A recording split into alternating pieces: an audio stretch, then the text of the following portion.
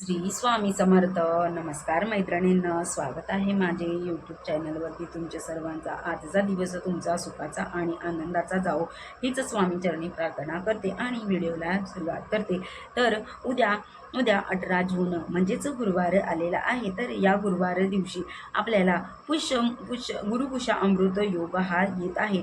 तर गुरुपुषा अमृत योग 2026 मध्ये हा शेवटचा असणार आहे. तर यानंतर आपल्याला 2027 मध्येच गुरुपुषा अमृत योग हा येणार आहे.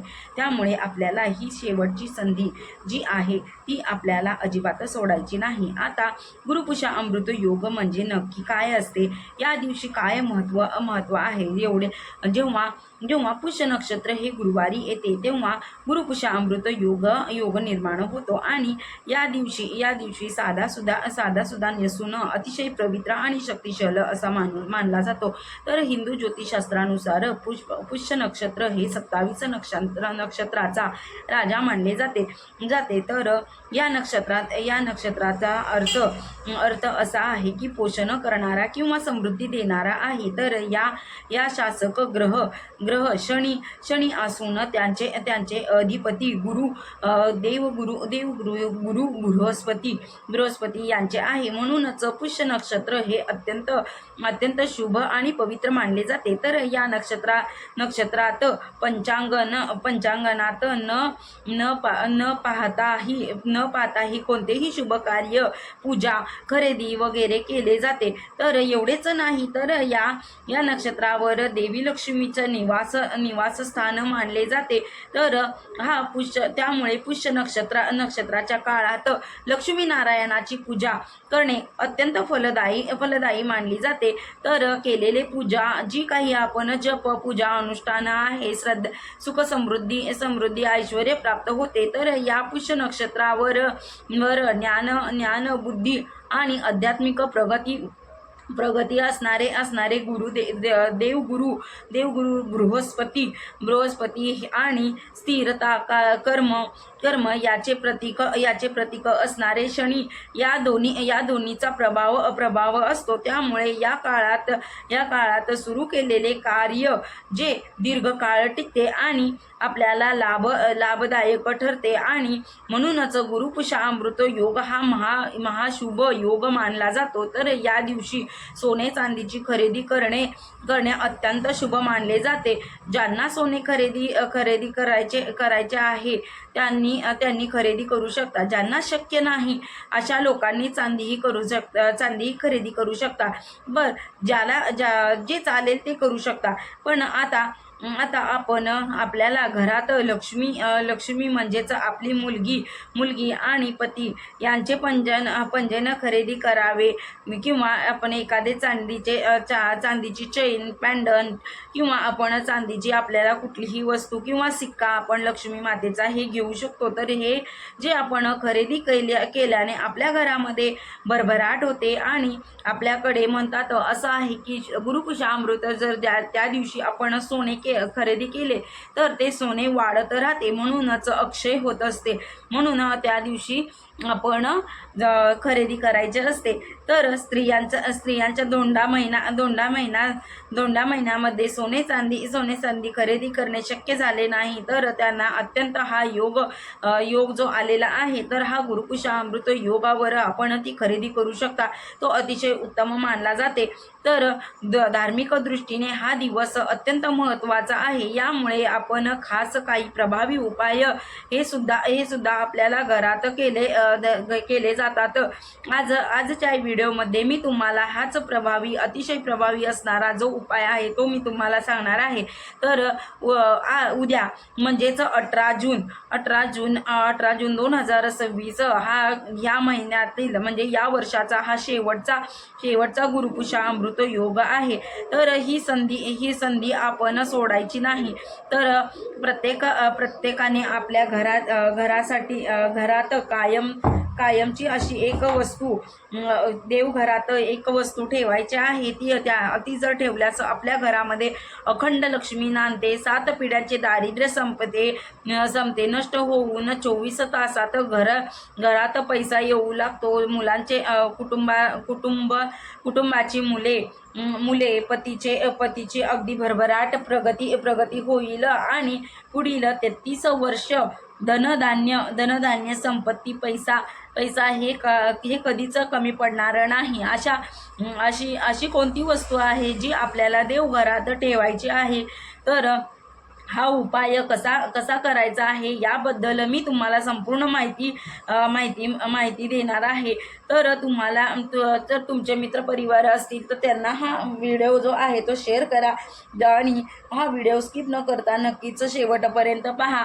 चॅनलला सबस्क्राईब केला नसेल तर आताच सबस्क्राईब करा, म्हणजे तुम्हालाही नवनवीन असे नोटिफिकेशन वगैरे येईल। सर्वात अगोदर तुम्हाला भेटलेले आणि तुम्हाला हा एक व्हिडिओ मिस करणार नाही। तसेच कमेंट बॉक्समध्ये ओम नमो भगवते वासुदेवाय किंवा श्री स्वामी समर्थ आपण हा मंत्र लिहायला विसरू नका, जेणेकरून तुम्हाला माता लक्ष्मी आणि विष्णू भगवानांचा आशीर्वाद तुमच्यावर आणि तुमच्या कुटुंबावर राहील। तसेच व्हिडिओला आपण हाईप देखील द्या। आज या व्हिडिओमध्ये तुम्हाला जी वस्तू सांगणार आहे ती आपल्या देवघरामध्ये ठेवण्यासाठी ती वस्तू आपल्याला 18 जून गुरुवारी खरेदी करून आणायचे आहे। या दिवशी गुरुपुषामृत योग जो आहे तो शुभ सकाळचा योग आहे। तर तो सकाळचा योग आपण सकाळी 6 वाजून ते 4 वाजेपर्यंत 6 वाजून 4 मिनिटापासून तो सकाळी 11 वाजून 32 मिनिटापर्यंत आहे। तर हा म्हणजे सकाळी 6 ते 11 वाजेपर्यंत आहे। तर तुम्ही या वेळामध्ये तुम्ही आपणही मी काही जी पूजा सांगितली आहे ती तुम्हाला करायची आहे। तर गुरुपुषामृतचा हा योग जो आहे तो अत्यंत फलदायी मानला गेला आहे। तर दिवसभरामध्ये ही सेवा आपल्याला उपाय करायचा आहे, जो जेणेकरून शक्यतो आपण काही सेवा करत असेल आपण या गुरुपुषामृत योगाचा शुभ मुहूर्तावरील काय करायचे असतात। तसेच ज्यांना आपल्याला फळ जे आहे त्याचे फळ मिळते, तर त्याचे फळ जे आहे ते अत्यंत 100 पटीने मिळते। म्हणूनच तुम्ही ही वस्तू खरेदी करून आणायची आहे। तर सकाळी तुम्ही 11:30च्या आतमध्ये ही वस्तू खरेदी करून आणायची आहे। तर आणायचा जास्तीत जास्त प्रयत्न करायचा आहे। शक्य नाही झाल्यास तर तुम्ही दिवसभरामध्ये कधीही आणू शकता, पण जी अत्यंत वेळ जी आहे ती शुभ वेळ त्यावेळी जर आणली तर तुमची मनात कोणतीही शंका न निर्माण करता तुमचे हे कार्य प्राप्त होईल, फळ देणारे होईल। तर देवघरामध्ये आपण ती वस्तू ठेवायची आहे। तर ते एक फळ आहे, ते कोणतं आहे तर मी तुम्हाला तेच सांगणार आहे। तर देवघरामध्ये ठेवायचे आहे। तुम्ही देवदेवतेंना हे प्रसन्न होतात आणि जी वस्तू तुम्हाला सांगणार आहे ती वस्तू साक्षात लक्ष्मी मातेचा निवासस्थान आहे। जर तुम्हाला लक्ष्मी मातेचे निवासस्थानाचे आपल्या घरामध्ये असेल तर आपले घरी कधी सोडून जाणार नाही। तर आणि म्हणूनच जर तुमच्या घरामध्ये आर्थिक अडचणी असतील, पैशाची चणचण वाचत असेल, तर घरात येणारे सर्व मार्ग तुमचे बंद झालेले असतील, तर तुम्ही ही प्रामाणिकपणे कष्ट करत आहात, मेहनत करत आहात, परंतु तुम्हाला कष्ट आणि मेहनतीला हवा तसा यश मिळत नसेल, जेथे तुम्ही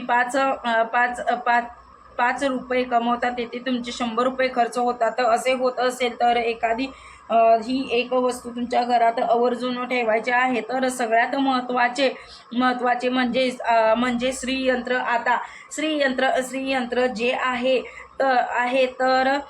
तर ते सर्वांना माहीत आहे। तर श्रीयंत्र जे आहे ते ते साक्षात लक्ष्मी मातेचे ऊर्जेचे प्रतीक मानले जाते. हे धनसंपत्ती ऐश्वर्य आणि समृद्धीचे वर्चस्व साधन आहे. आणि म्हणूनच गुरुपशामृत योगामध्ये तुम्ही घरामध्ये श्रीयंत्र स्थापन करायचे आहे. तर आर्थिक अडचणी दूर होतात, नकारात्मक ऊर्जा नष्ट होते, घरामध्ये सुखशांती नांदते. म्हणूनच तुम्हाला देवघरामध्ये श्रीयंत्र नसेल तर तुम्ही खरेदी करून आणायचे आहे. त्यावर छानशी पंचोपचाराने अभिषेक करून घ्यायचा आहे. नंतर कुंकुमार्चन करायचे आहे आणि देवघरामध्ये त्या श्रीयंत्राचे स्थापन करायचे आहे. बऱ्याच जणांच्या घरामध्ये श्रीयंत्र जे आहे तेच आहे तर तेच बघायला मिळते. तर श्रीयंत्रावर तुम्हाला सेवा करायची आहे. नवीन खरेदी करायची गरज आपल्या देवघरामध्ये अगोदर श्रीयंत्र असले तर त्याच्यावर छान कुंकुमार्चन करायचे आहे. त्यामुळे अनेक लाभ होतात आणि आपल्याला देवघरामध्ये अगोदर श्रीयंत्रावर कुंकुमार्चन करून घ्यायचे आहे. नंतर लाभ त्याचा अनेक पटीने होतो मिळता. जी देवघरामध्ये शक्ती आहे आणि ती जास्त प्रमाणात त्याची वाढते. म्हणूनच बघा तर दुसरी गोष्ट म्हणजे तुम्हाला कवडी आणायची आहे. जी म्हणजे लक्ष्मी मातेची जी कवडी आहे ती लक्ष्मी मातेला अत्यंत प्रिय अशी कवडी आहे. तर तुम्ही ही कवडी आणून तिची पूजा करायची आहे. मी तुम्हाला फोटो दाखवते. तर बघा त्याच्यामध्ये आपल्या लक्ष्मी मातेचा जो काही फोटो असतो त्याच्यामध्ये ती कवडी आणायची आहे. तर माता लक्ष्मीच्या गळ्यामध्ये फोटोमध्ये शक्यतो कवड्यांच्या माळा आपल्याला पाहायला मिळतात. तर ही तुम्हाला साधीसुधी कवडी नाही, तर हे समुद्र मंथनातून प्रगट उत्पत्त झालेली समुद्र मंथनात झालेली. त्यामुळे कवडी ही अतिशय अत्यंत प्रिय अशी लक्ष्मी मातेची आहे. म्हणून त्या दिवशी तुम्हाला कवड्या आणायच्या आहेत. त्या कवड्या तुम्ही 7 आणू शकता, 11 आणू शकता, 21 आणू शकता. तुमच्या इच्छेनुसार तुम्ही कितीही आणू शकता. पण तर ह्या कवड्या आपण घ्यायच्या आहे. तर तुम्हाला 1 घेऊ शकता, 3 घेऊ शकता. अशक्य असल्यास तुम्ही 7 कवड्या जर तुम्ही तुमच्या घरामध्ये जर तांदळामध्ये जर त्याची पूजन वगैरे केले तर तुम्हाला त्याचे खूपच छान परिणाम बघायला मिळतील. मलाही अनुभव आहे, तसा तुम्हालाही अनुभव असेल तर तुम्हीही सांगा. बघा मी तो व्हिडिओ पण केलेला आहे, तर तुम्हाला जर पाहायचा असेल तर तुम्ही पाहू शकता. तर आता बघा तुम्हाला जर श्रीयंत्र खरेदी करून घरात ठेवायचे आहे आणि पैशाचा पाऊस पडतो असं तर नाही. कुणाचाही गैरसमज आहे. जो कोणी ते आपण शेवटी कष्टाला पर्याय नसतो. जेव्हा तुम्ही घरामध्ये विशेष स्थितीवर उपाय करता तेव्हा प्रत्येक कामात यश मिळू लागते. का नोकरी करत असाल तर त्यामध्येही अडथळे दूर होतात. प्रमोशनाची इच्छा असेल तर ते प्रमोशनही होऊन जाते. काही कष्ट आणि मेहनत आहे त्याला यश मिळते. दैवी शक्तीचा आपल्याला साथ मिळते. नशिबाचा जो जोड आहे तो आपल्याला त्याचबरोबर व्यवस्थित आपले म्हणजे काही आपल्या इच्छा आकांक्षा असतील तर ते आपण हे करू शकतो. पण तुम्हाला हे जर शक्य नसेल तर तुम्ही काही ना काहीतरी नवीन त्या दिवशी आणावे. साधं तुम्ही 10 रुपयाची वही जरी आणली तरीही अतिशय ते माता लक्ष्मीला आणि सरस्वती मातेला हे अतिशय प्रिय असल्यामुळे तुम्ही एखादा 5 रुपयाचा पेन सुद्धा आणला तरी चालेल. तर तुम्ही हे काहीतरी मी अशा वस्तू सांगितल्या आहेत ती मुलांच्या प्रगतीसाठी आणि तुमच्या घरासाठी अत्यंत फल देणाऱ्या गोष्टी आहेत. तर तुम्ही जर तुम्ही ह्या अशा वस्तू आणल्या तर तुम्हाला तुमच्या घरामध्ये बरकत येईल. आणि व्हिडिओ जर आवडला असेल तर तुम्ही लाईक करा, सबस्क्राईब करा, शेअर करा, जेणेकरून तुमच्या जास्तीत जास्त मित्रांमध्ये शेअर करा. आणि जे जी काही सेवा झालेली आहे ती मी महाराजांच्या चरणी अर्पण करते आणि माझा इथेच व्हिडिओ मी थांबवत आहे. आपण आता भेटू नेक्स्ट व्हिडिओमध्ये. श्री स्वामी समर्थ. जय जय स्वामी समर्थ.